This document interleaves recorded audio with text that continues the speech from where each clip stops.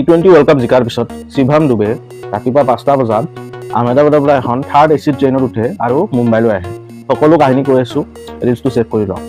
তো Shivam Dubey world cup জিকাৰ পিছত ৱৰ্ল্ড কাপৰ যি আনচাং হিৰো শিৱম দুবে আছিল, শিৱম দুবে ৰাতিপুৱা 5টা বজাত এখন ট্ৰেইন লয় আৰু শিৱম দুবে কৈছে যে শিৱম দুবে এটা টুপি পিন্ধি থাকে, আই ৱাৰ এ কেপ, মাস্ক আৰু মাস্ক পিন্ধি থাকে, টুপি পিন্ধি থাকে আৰু ফুল শ্লিভ জাৰ্চি পিন্ধি থাকে, নিজকে কভাৰ কৰিব যাতে পাব্লিক প্লেছত পাব্লিকে নটিচ নকৰে আৰু এট্ৰাক্ট নকৰে পাব্লিকক আৰু কোনেও যাতে চিনি নাপায়। তাৰপিছত দুবে পিন্ধি কিনে এখন থাৰ্ড এচি ট্ৰেইনত উঠে আৰু আপাৰ বাৰ্থত উঠে। উঠি কিনে যেতিয়া টিকেট কালেক্ট কৰে, আমি জানো টিকেট টিচি যেতিয়া আহে আৰু সোধে যে ইয়ে শিৱম দুবে কন হে, ও ক্ৰিকেটাৰ। তো শিৱম টিচিজনে ভাবে যে এইটো শিৱম দুবে মানে নাভাবে যে সন্মুখত শিৱম দুবে মানে বহি আছে, তেওঁ ভাবে যে এই শিৱম দুবে কন হে, ও ক্ৰিকেটাৰ, এনেকৈ এটা জোক কয়। তেতিয়া শিৱম দুবে যেতিয়া দুবেৰ ৱাইফ ৰিপ্লাই, দুবেৰ ৱাইফে কয় যে নেহি নেহি ও ইয়াত কিয় আইগা।